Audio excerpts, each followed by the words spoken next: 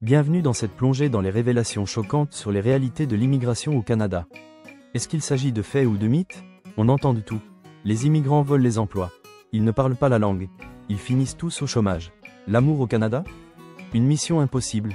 Dans cette vidéo, on démonte 21 idées reçues sur la vie des immigrants au Canada, avec humour, faits concrets et vérités parfois dérangeantes. Info ou intox, vous allez enfin savoir. Que vous soyez déjà au Canada, en plein processus d'immigration ou juste curieux, cette vidéo est pour vous. Avant de commencer, pensez à vous abonner à notre chaîne pour ne rien manquer sur l'immigration au Canada, conseils, stratégies et mises à jour officielles chaque semaine. 1. Trouver l'amour au Canada, c'est facile, comme dans les films. Commençons par une grande question existentielle, est-ce facile de trouver l'amour au Canada? Il est clair que non. Entre le froid qui gèle les sentiments et les applis qui transforment l'amour en catalogue, c'est plutôt sportif. Mais rassurez-vous, si vous survivez à un premier hiver en couple, c'est que c'est du solide. 2. Les immigrants finissent tous au chômage. Beaucoup pensent que les immigrants ne trouvent jamais d'emploi.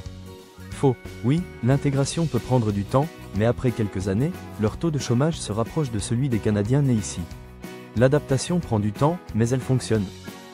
3. Les diplômes étrangers ne valent rien au Canada. Autre idée reçue, les diplômes étrangers ne valent rien. En réalité, certains doivent être évalués ou complétés, mais grâce aux évaluations des diplômes d'études et à l'expérience, plusieurs immigrants réussissent à travailler dans leur domaine. Ce n'est pas simple, mais ce n'est pas impossible.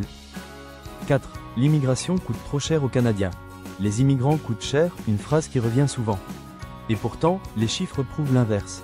À long terme, les immigrants paient plus en impôts et en cotisations qu'ils ne reçoivent en prestations. En fait, ils soutiennent activement l'économie.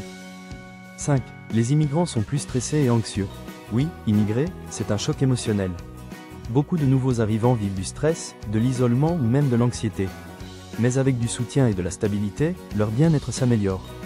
Ce n'est pas une fatalité, mais un défi à surmonter. 6. Les immigrants divorcent plus que les Canadiens. Les couples immigrants résistent-ils au choc du changement? Pas toujours. La migration crée du stress, surtout au début. Mais les couples arrivés jeunes ensemble ont des taux de divorce semblables à ceux des Canadiens. Il faut surtout bien se préparer ensemble. 7. Les immigrants prennent les emplois des Canadiens. Un classique de la désinformation, les immigrants volent les jobs. Faux, ils occupent surtout les postes en pénurie. Sans eux, plusieurs secteurs, santé, construction, transport, tourneraient au ralenti. 8. Les immigrants sont exploités sur le marché du travail. Oui, certains sont sous-payés, sous-employés ou mal protégés, surtout au début. Mais ce n'est pas une fatalité. Mieux connaître ses droits et accéder à des ressources peut changer la donne. C'est une réalité qu'il faut continuer à combattre. 9. Les immigrants retournent souvent dans leur pays. Autre idée exagérée, ils repartent tous. En réalité, la majorité reste au Canada. Une minorité retourne chez elle, souvent pour raisons personnelles ou professionnelles. Le rêve canadien reste bien vivant. 10. Le racisme est courant sur les lieux de travail. Malheureusement, le racisme existe au Canada, même au travail. Discrimination, micro-agression. Les études sont claires, mais des politiques d'inclusion et de diversité se développent.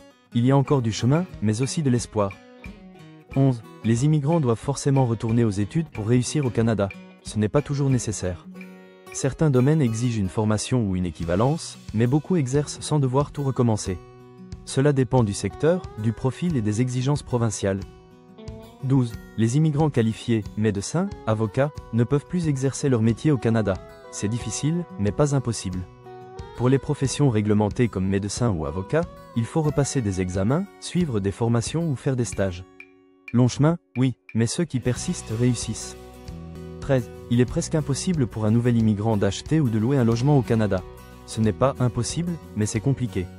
Sans historique de crédit, sans emploi stable ou garant, certains propriétaires hésitent. Pour l'achat, il y a aussi des restrictions pour les non-résidents. Préparez-vous, renseignez-vous, et soyez patient. 14. Il est facile d'ouvrir un compte bancaire dès l'arrivée. Bonne nouvelle, oui, vous pouvez ouvrir un compte bancaire dès votre arrivée. Les grandes banques ont des programmes pour les nouveaux arrivants, même sans historique de crédit. Vous pouvez même parfois obtenir une carte de crédit de départ. 15. Les nouveaux arrivants n'ont pas accès au crédit. Au début, c'est vrai.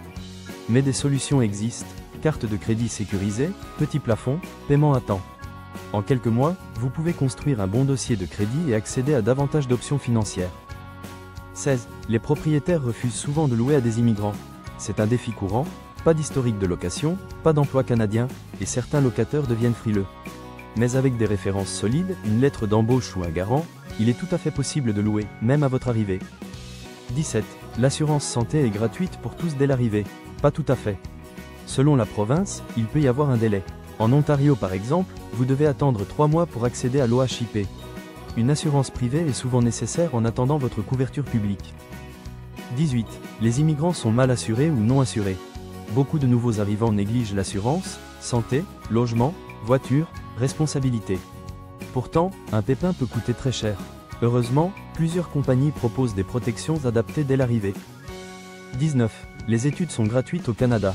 Non, les études postsecondaires ne sont pas gratuites. Seule l'école primaire et secondaire est sans frais pour les résidents permanents et les citoyens canadiens. Pour le cégep, l'université ou les formations professionnelles, il faut prévoir un budget, surtout pour les étudiants étrangers. 20. Les cartes de crédit sont pratiques et sans risque. Attention danger. Les cartes de crédit sont utiles, mais si vous ne savez pas les utiliser, elles deviennent un piège. Paiement minimum, taux d'intérêt élevé. Ce n'est pas de l'argent gratuit. C'est un crédit, donc une dette à gérer avec sérieux. Si cette vidéo vous a aidé à y voir plus clair, abonnez-vous dès maintenant, laissez un j'aime et partagez autour de vous, cela pourrait éviter bien des erreurs à d'autres candidats.